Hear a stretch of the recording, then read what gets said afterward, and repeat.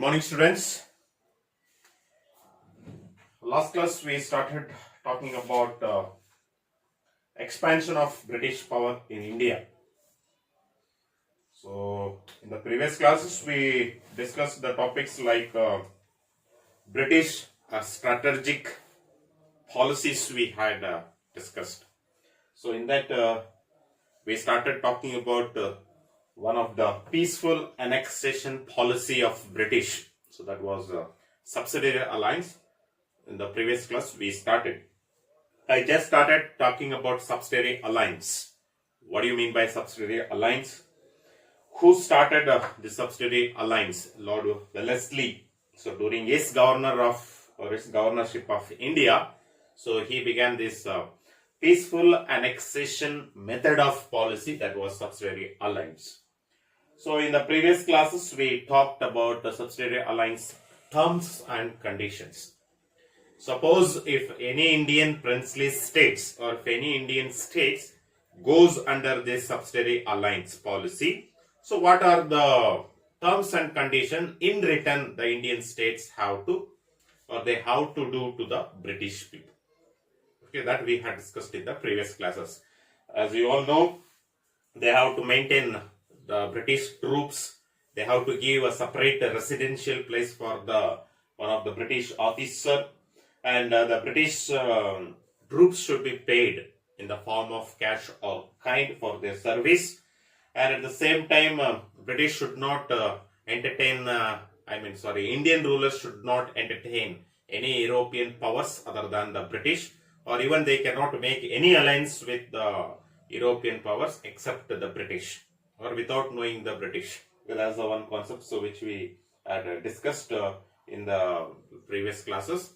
By implementing the subsidiary alliance, this particular policy, the paramount, the power, they started to dominate over that particular states. That's we had seen in the previous classes so we had discussed all these particular concepts. Today's class we are going to discuss the two more topics of this subsidiary alliance, that is effects of subsidiary alliance. By introducing this subsidiary alliance, what was the effects of it? That we are going to see. The next we are going to see is disadvantages of the Indian rulers. Okay, by implementing this subsidiary alliance, this particular policy, what was the disadvantages to the Indian rulers? That's two topics which we are going to see in today's class.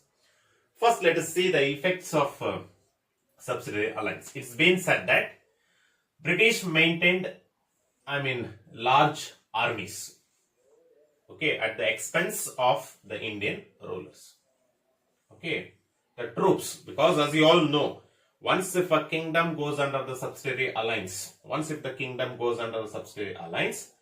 their troops has to be maintained, okay, by the Indian ruler itself. So that made expenses to income. Okay, an Indian ruler was paying the payment for the particular person in the form of cash or kind. So in that, half amount was given to the troops, the soldiers, and half amount was taken by the British government. Okay, the large, by keeping the soldiers or by keeping the troops itself, the income they started to get it from the Indian rulers. Okay, this is the first effects. Second one, if you see, British acquired the valuable territories as a subsidiary payment. Okay, the valuable territories, very important territories, okay, at the time of the British rule, all went under the subsidiary alliance policy. You can see here. First and foremost, Hyderabad, Mysore kingdom goes under the subsidiary alliance only after the death of Tipu Sultan. Hyder Ali's death, Tipu Sultan's death. After that, Mysore goes under the subsidiary. Before that, no. Okay. And Tanjavur, Awadh, then Marathas, confederacy states, like the Peshawars, Sindhia, and Gaikwad. All this.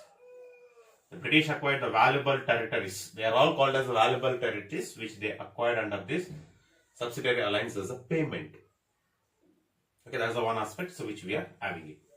and at the same time, whichever the places were good, okay, whichever the places were good for the income, such places also they took it from these particular places. Okay, that is a subsidiary payment.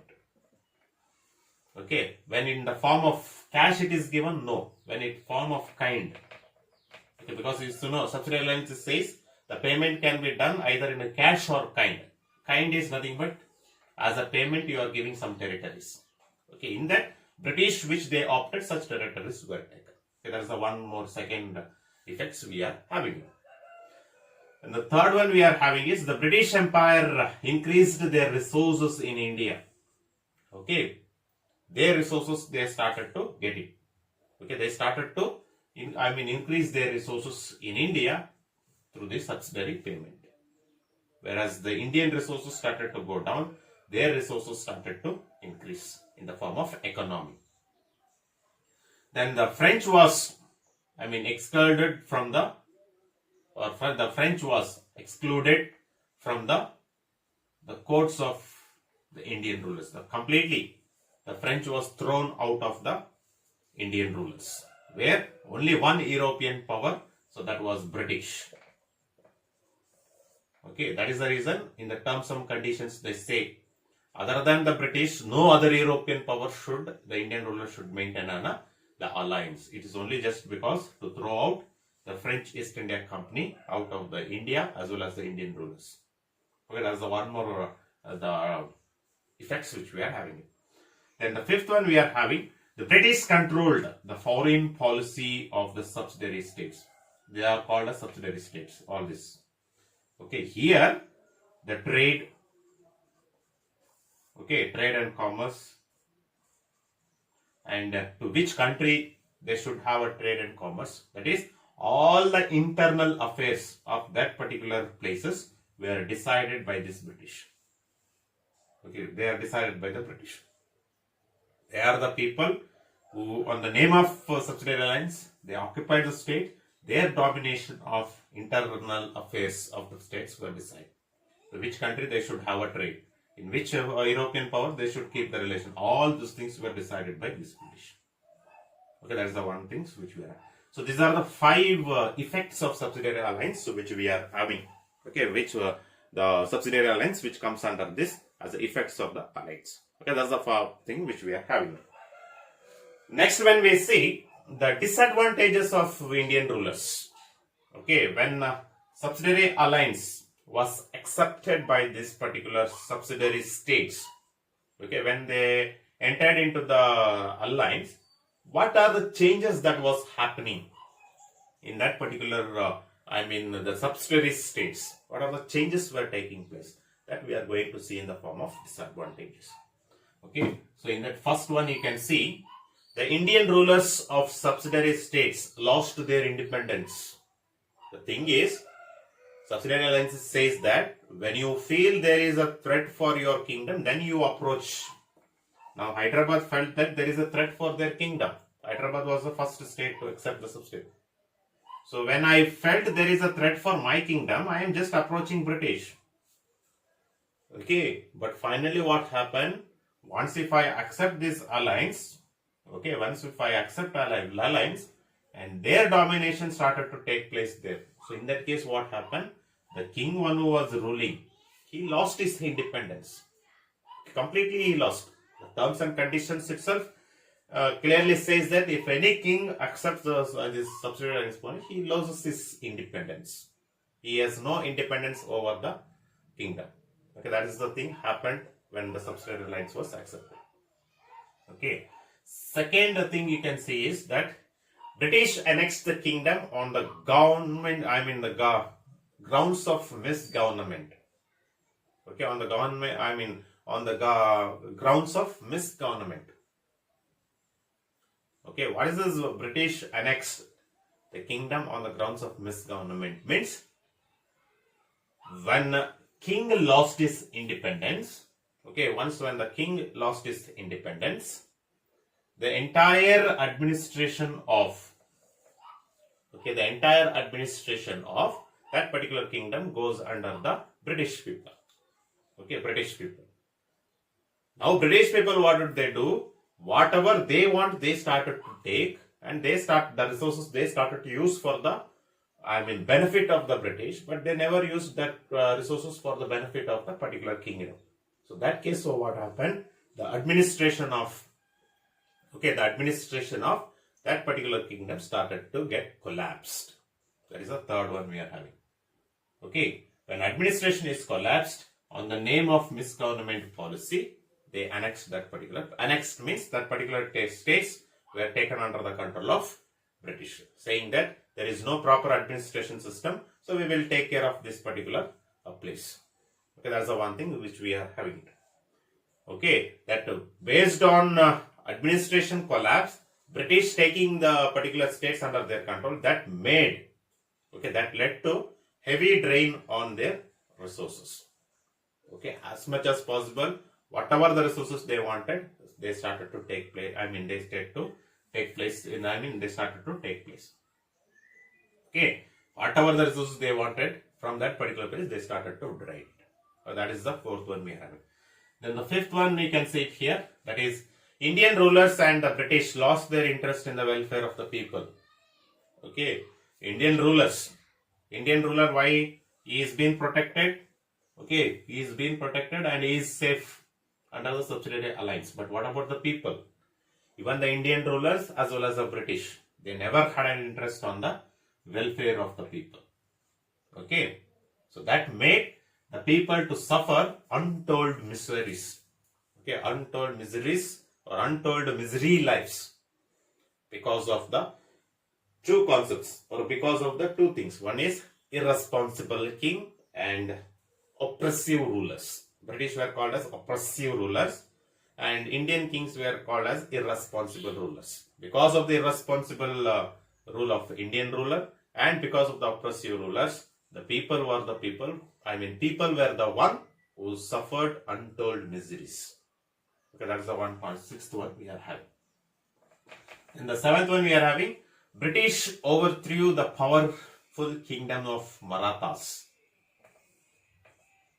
Okay, overthrew because by keeping subsidiary alliance of policy, Peshawas, India's gateward, their power was completely one of the powerful kingdom at the time when the British arrived in India. Or British when they took, such kingdom was overthrew the powerful kingdom, and it goes under the subsidiary alliance. That is the one thing. And the last eighth one we are having, impoverishment and decay of the states.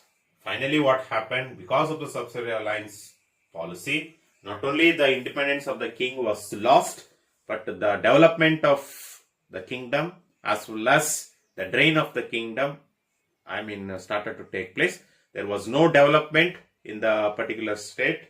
Okay, there was no development in the particularly on the states which goes under the subsidiary alliance policy, and instead they started to take the resources that made decay of the states and impoverishment of the state, which goes and the result, which results in the misgovernment concept to the British. And finally, by saying there is no proper administration, the kingdoms were started to take under the control of British. Okay, so that's about the disadvantages for the Indian rulers because of this subsidiary alliance policy which we are having it. Okay, so that's about the subsidiary alliance policy which we are having it. So next class, so we will go with the how these Marathas were such a powerful kingdom which was how they were thrown out of the powerful kingship. Okay, that we are going to discuss with the different Anglo-Maratha wars. So with that we will discuss. Then we will go with the remaining, the two more the policies are there. So that we will discuss in the next class. So it's very important concept. So terms and condition, effects and the disadvantages of the Indian ruler under this subsidiary alliance policy. Okay, so once again just revise the terms and conditions, effects as well as the disadvantages. And next class we will go with some more the new topics which we are going to discuss in the coming classes. Thank you.